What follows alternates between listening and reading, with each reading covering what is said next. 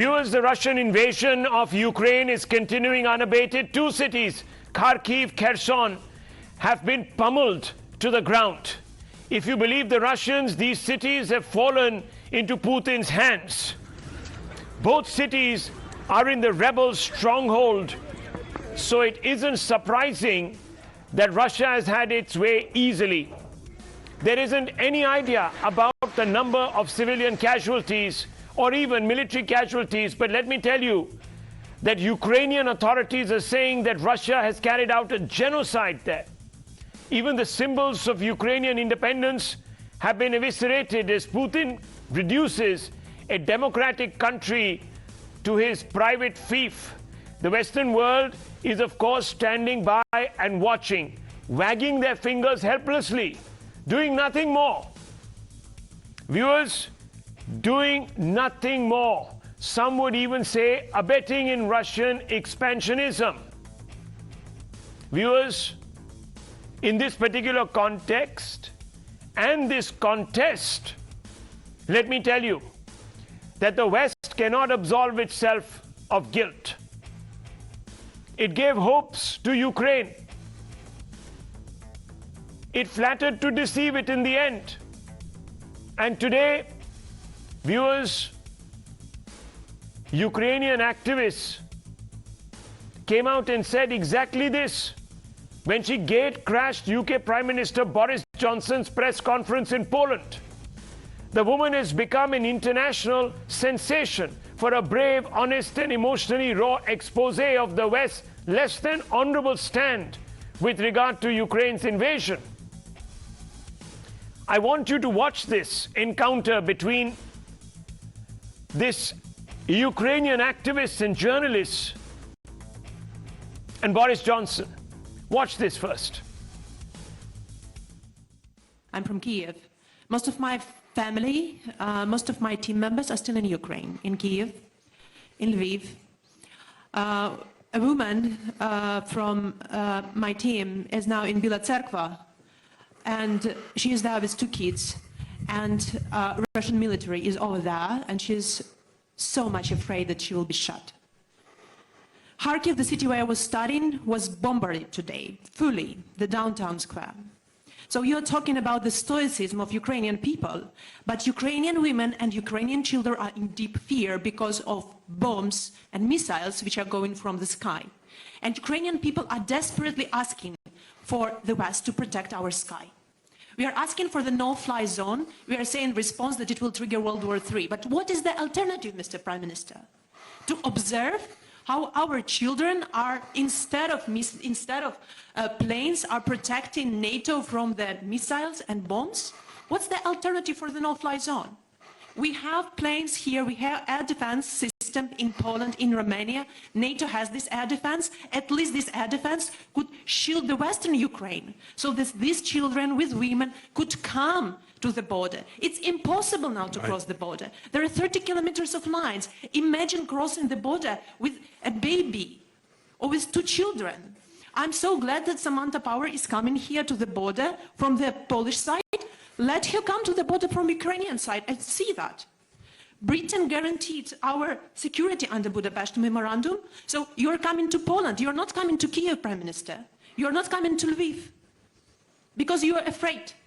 Because NATO is not willing to defend. Because NATO is afraid of World War III. But it is already started. And these are Ukrainian children who are there taking the hit. You're talking about more sanctions, Prime Minister, but Roman Abramovich is not sanctioned. He's in London. His children are not in the bombardments. His children are there in London.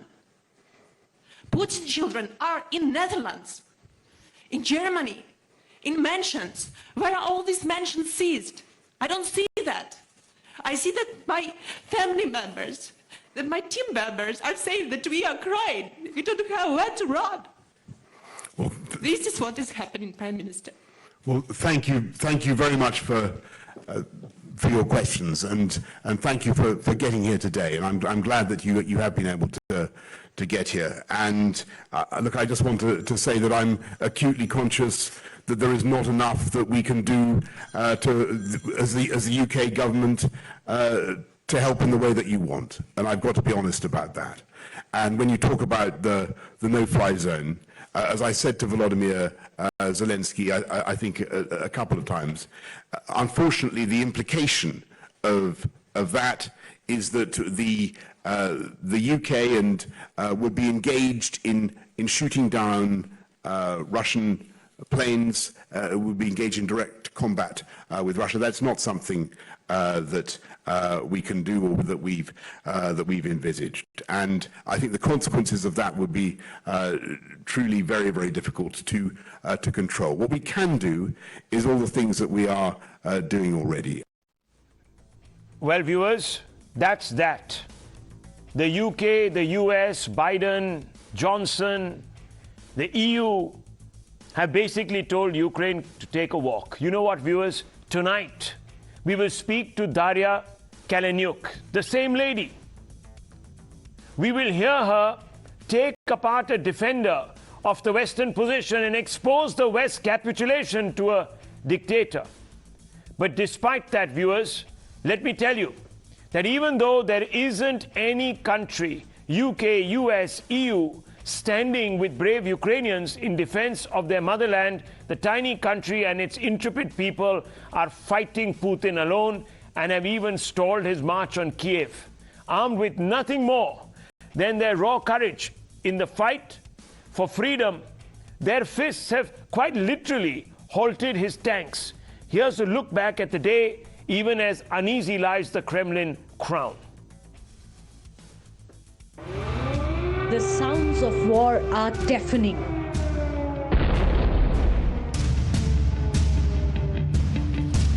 The stench of death hangs heavy.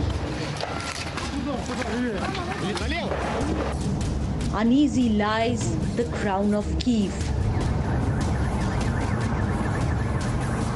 After 7 days of Russian pounding, the capital is encircled.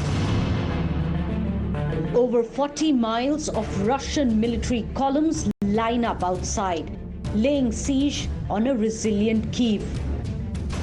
With constant missile strikes, the TV tower was blown up, cutting off all connectivity. The Russian missile attack on the TV transmitter did not only hit the facility, it also hit the shops behind and the civilians. And there is a civilian corpse being taken away by the team from the morgue right now. You can see them at their work behind me. This is an attack on civilians who are defenseless. This is evil. This is wrong. Across in Zhytomyr, even a maternity ward was blown to smithereens.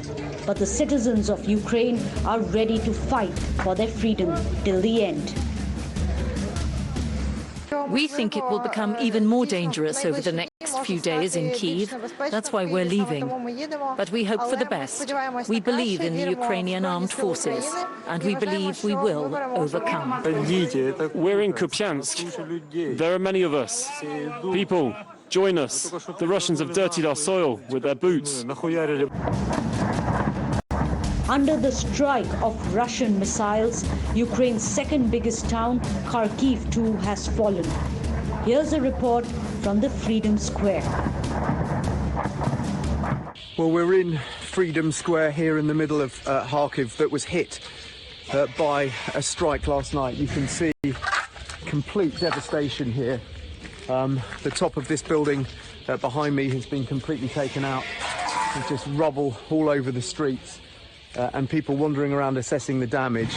Clearly we're not going to loiter here long, but it seems like Russia has switched tactics from trying to hit military targets at the beginning of this war to now trying to take out symbols of the Ukrainian state. Under relentless bombing, the city of Kherson fared no better. It's impossible. I don't think I will survive in this apartment for more than 24 hours or 36 hours. I will probably die here. So I wish a lot of prayers. If you have families in Kherson, tell them to stay inside. And yeah, and you should be worried actually if you have families inside. I'm telling you this. This is bad. They have been shelling the buildings, schools, civilian properties. This is complete mental, actually. The stench of death and destruction looms large in rebel strongholds as well. The tragedy here is that this mother and daughter, they hid in the basement, right outside the house. The shell impacted a little further away, right above the basement. The irony, the tragic and sad irony here is that if they had stayed in the house, they might have survived.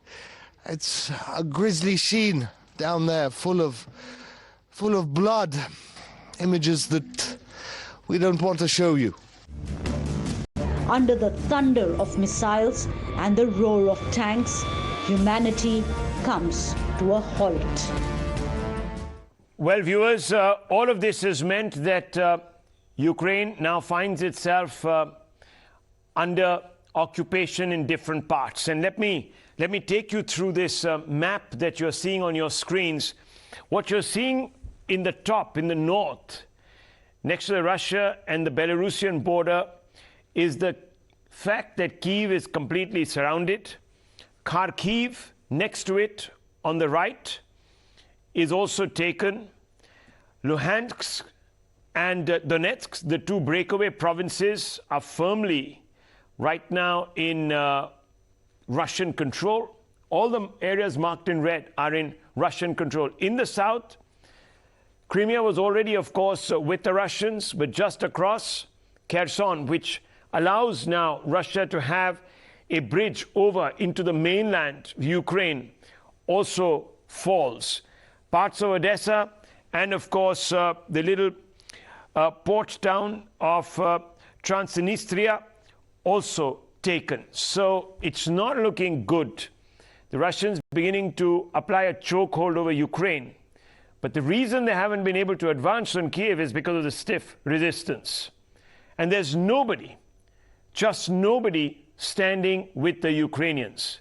The West, after leading Ukraine up the garden path, has, viewers, dumped it, used and thrown it.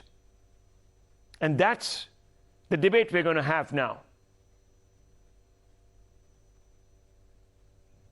Viewers, we are here tonight with Daria Kaleniuk, Anti-Corruption Action Center, a journalist from Ukraine, who is actually right now in Warsaw, Poland, if I'm not mistaken, and she has captured a large number of hearts and minds because she confronted Boris Johnson, the Premier of the United Kingdom. We also have with us Dr. John Harrison, Homeland Security Expert from the UAE, Rabdan University. Thank you very much for joining our broadcast. And I want to begin with you first, Daria Kaleniuk. Why do you feel that the West has betrayed Ukraine? I feel that because while we are talking right now, I'm at the same time in contact with my team on the ground. And what they are doing now, they are trying to evacuate newborn babies, 3 babies from the Irpin, from the city nearby Kyiv, somewhere to the more safer place. And this is just the one example of many examples of huge humanitarian devastation. There is Ukrainian people, Ukrainian children, they don't have where to go. There are missiles hitting hospitals, hitting universities, hitting roads. There is impossible to come through trucks or to anything. Planes are not operating in order to deliver them help. And what we need in order to stop all of this, and it's the clear hell, is simply to cover up Ukrainian sky. We need help from our Western partners in order to hit Russian missiles, which are attacking Ukrainian cities constantly during all days and all nights. And we are saying, and we are receiving response, no, we don't have any obligations. But listen, the West has obligations, and particularly the United Kingdom and the United States, they have clear obligations to Ukraine, clear security obligations to Ukraine. Ukraine had the largest nuclear arsenal We gave it up in 1994, and in exchange for that, we got reassurances from UK and from the United States and from Russia that in case there will be security threat, we will get help and support. So one of the guarantors attacks us, is conducting suicide, is conducting genocide of Ukrainian people, and two other guarantors are coming to Warsaw, no far to the border, not deep in Ukraine, and saying, we are with you, Ukrainian people are brave, go fight, but we don't care that your kids are dying. That's what's happening right now. But Ms. Kaleniuk, you always knew that NATO was not going to commit troops because you are not members of NATO. And you always knew that the European Union or the United States wasn't going to commit troops on the ground because they'd made it expressly clear that that won't be happening. In fact, till very recently, even the EU was divided over the energy question and energy sanctions on Russia. So why did you think that the West would join you militarily in Ukraine to fight the Russians? I always knew that European Union and NATO were created specifically to prevent such kind of devastating wars which are happening in my country now. I knew that the West was there to help Ukraine to build democracy and rule of law. And now Ukraine is being executed for building democracy and for building rule of law and for standing up for freedom. And now the West is saying, sorry, we are not ready to fight your missiles even. That's unfair, and that's very threatening and very risky for the West itself and for the entire world. Because Ukraine has 4 nuclear power plants, and one of the largest fights are now happening in Zaporizhia, nearby one of the largest nuclear power plants in Ukraine. So is NATO thinking that border will protect from radiation if Russian missiles will hit nuclear power plants in Zaporizhia? So it's extraordinary times. And unusual, very quick, flexible, new solutions are needed. Otherwise, there will be, it's just we are starting in the enormous catastrophe. Ms. Kaleniuk, my final question in this thread to you, and then I want to bring in Dr. Harrison. Fundamentally, why weren't you giving this advice to your own president, who seems to have decided to stand up to Russia? Now, the Russians always said that, look, this is our sphere of influence, whether we like it or not. It's the same as the United States demarcated, the Caribbean as its sphere of influence. And in 61-62, the Bay of Pigs incidents, the Cuban Missile Crisis, this is the same thing playing out in a different theater, in a different way. So why didn't your president back down and say, okay, we're ready to give us guarantee that we won't want to join NATO? And the only thing that I can fault the West for is not giving the same guarantee to Russia. Ukraine is not a sphere of influence. Ukraine is a country, independent country with 45 millions. We are not no one's sphere of influence. And we proved that, and we are proving that with our blood and in weapon in our hands. That's full stop. Second, Russia actually did all that cruel murders and is conducting all this genocide against Ukrainians because the West enabled Russia to do that.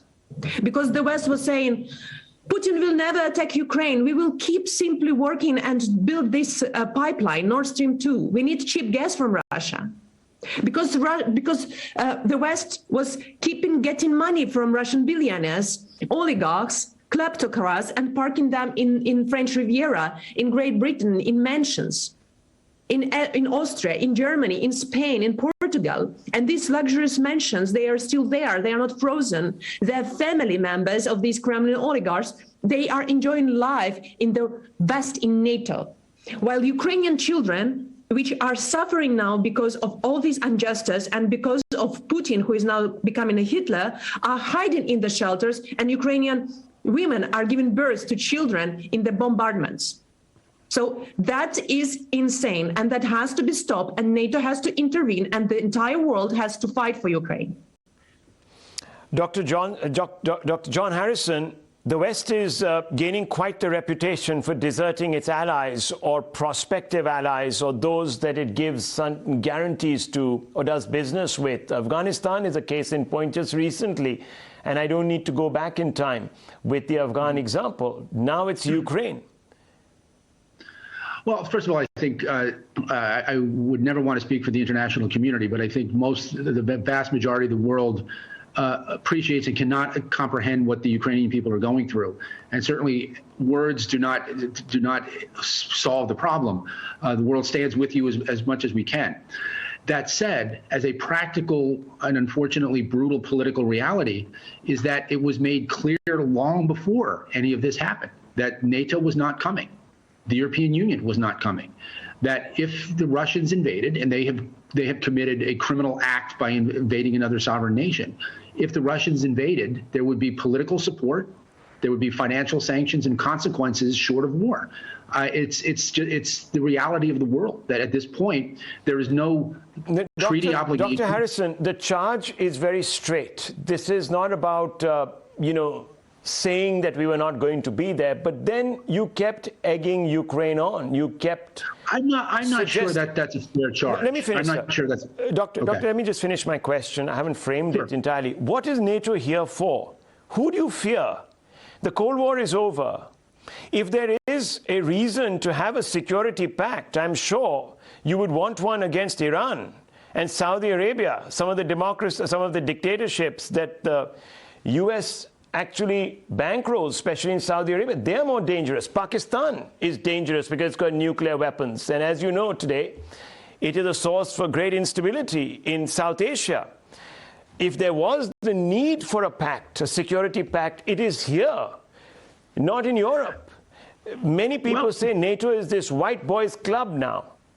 And it's only there to subjugate the East. So I'm asking you, where's this coming from? Why have NATO at all? First of all, NATO has a very clear mission.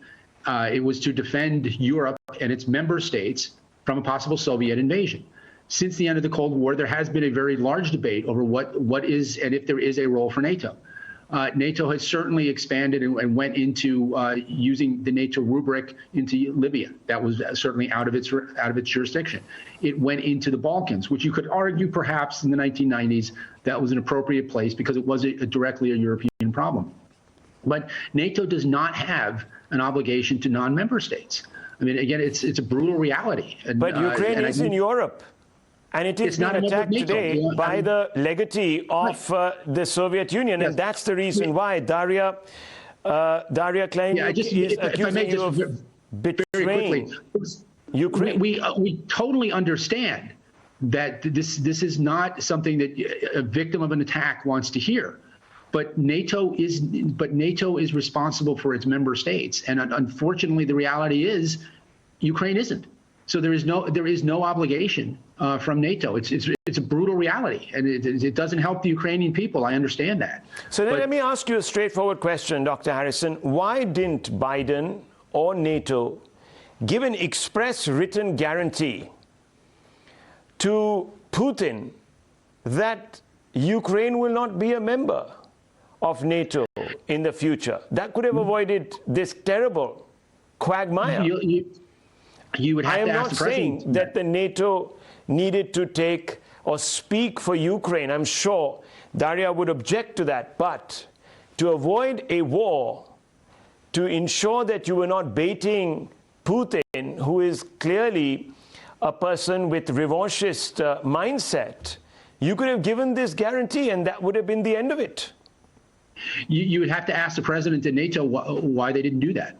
Right? Certainly. Do you think that was wrong, Doctor? I don't think NATO was in a position that they were going to make Ukraine a member anyway. But what they certainly didn't want to do is say that a nation who had legitimate reasons to apply was going to be denied before they made the application. I would not. You will be. But if it had legitimate reasons to apply, then why did it not qualify for membership of NATO? You're using a word, legitimacy. Yes, there is a long process that has to go through, and for whatever reason, the process didn't start. Right? I'm not going to pretend to be able to comment for what NATO is or is not doing. But what it is clear is that NATO had, whatever Ukraine may have thought, NATO was very clear that it was not coming. Doctor, let me ask you this. It's a genuine question that has come from a lot of people. And I want to ask you this. Should, for example, NATO, right after the collapse of the Soviet Union and subsequently the Soviet Empire, reached out to bring Russia into NATO's fold? Should it not have done that? Well, remember, it started that process. It was called the Partnership for Peace. That then former Warsaw Pact members, including Russia, were members of that organization. The process was, at some point, there was certainly discussions on whether or not the Partnership for Peace would become a gateway into NATO. Certainly, many Eastern European nations took that as a gateway, and they joined places like the Baltics, Poland, and other Eastern European nations. A number of other nations either chose not to at that time, or made other decisions. Okay. But certainly, it was not clear that Russia was ever going to join NATO. But whatever that is, it doesn't change the current fact that under no circumstances did Russia have any right to invade another sovereign nation. It didn't have any right to say that. That's besides the point. That line has already been crossed. That has happened. Yeah. Russia has done what it had to do. Ukrainian residents like Ms. Kaleniuk are today facing the brunt. The West is now looking at all the fun. And it's a sad word to use, but that is what it's looking at. I would object to that. I would object to that characterization. Nobody thinks this is fun. Okay? NATO is not looking back gleefully and saying there's a nation falling. The suffering that is going on in Ukraine is indescribable. Well, some people say that they think, for a variety of reasons, that this particular country, Ukraine, will become the El Alamein of Nazi Germany, or will become the Waterloo of Napoleon. That's what they're hoping, and that's what they think is going to happen. And therefore, they're gleeful at the prospect of Mr. Putin having shot himself in the foot. Well, again, there's a very big difference between being gleeful that your opponent has made a huge error and saying that they're gleeful that a war has started. And I would very strongly object to your characterization. Well, let me bring in Ms. Kaleniuk here on this issue. Do you believe that Ukraine has been used as bait? It's a straight, direct question, Ms. Kaleniuk, because if NATO is not committing forces, if the United States has decided not to commit forces, if the UK, as you pointed out to Boris Johnson, is only giving speeches and sanctioning, albeit with certain preconditions, that's not going to stop the bombs.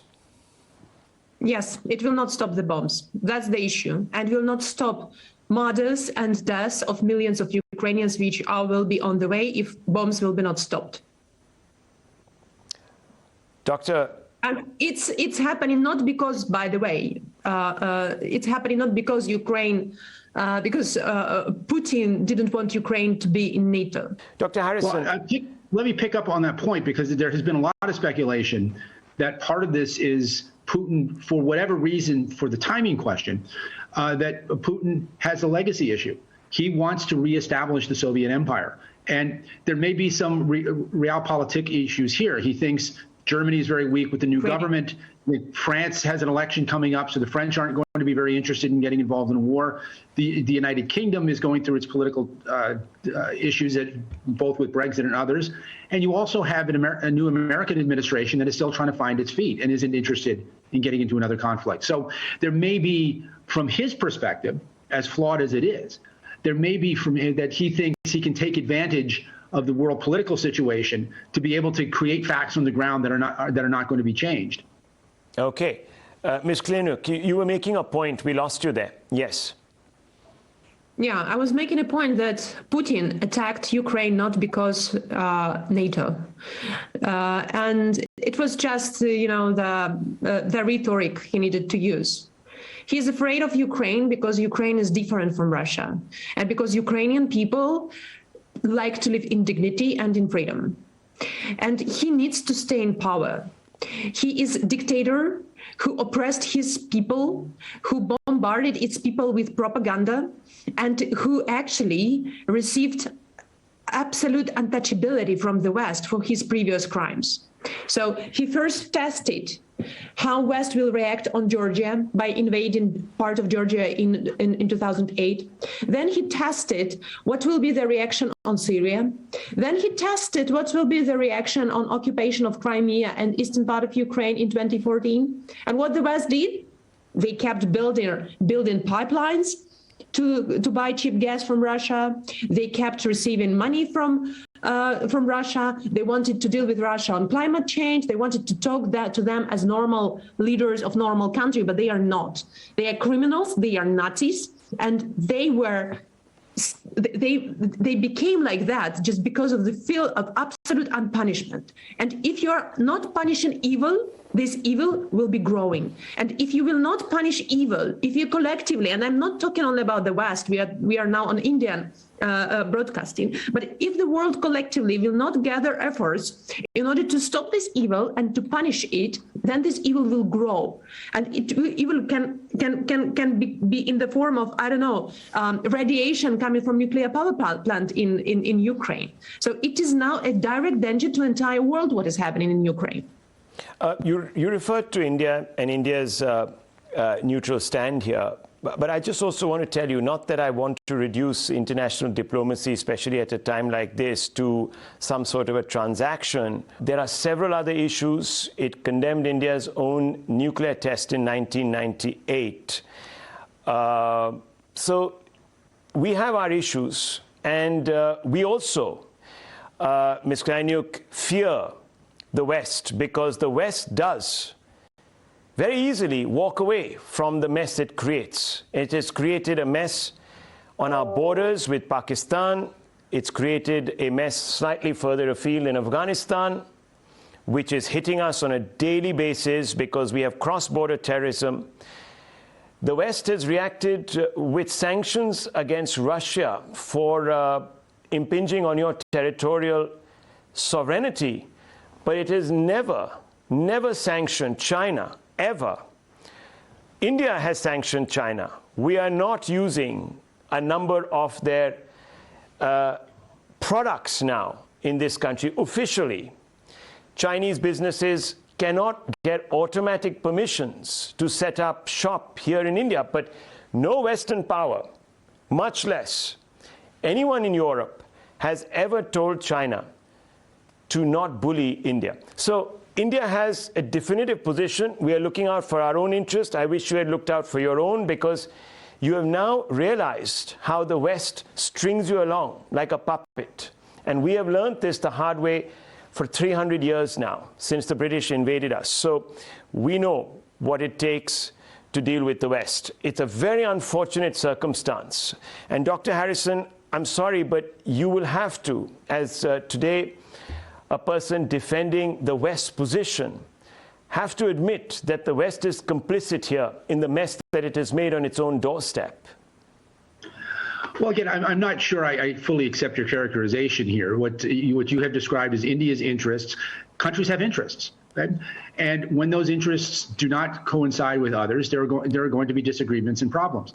I do not want to underplay the tragedy that is unfolding in the Ukraine. So please do not read it as that. But I think the characterization that it's blaming the West because the West has failed in another place misunderstands completely and mischaracterizes quite thoroughly what has actually occurred. What has actually occurred is Russia, a sovereign nation, invaded another nation. It's not the fault of the Ukraine. It's not the fault of Luxembourg or Mexico. Well, let me tell you, Dr. Harrison, it's not the first time that this has happened, of course.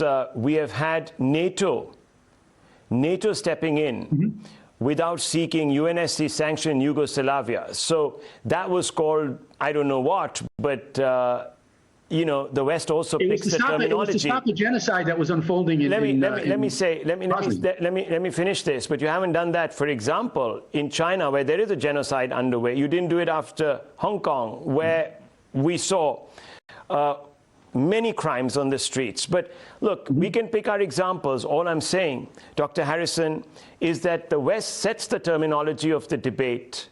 It defines it, it propagates the narrative. And then It rallies the world effectively. We're still living in a Western-dominated order. Anyone in the East having any illusions about that is only kidding himself. The world isn't flat. I think China would disagree with you on that. Well, Ukraine, maybe they have now. Maybe they will realize that they need to bring themselves to heel after what is transpiring. Who knows?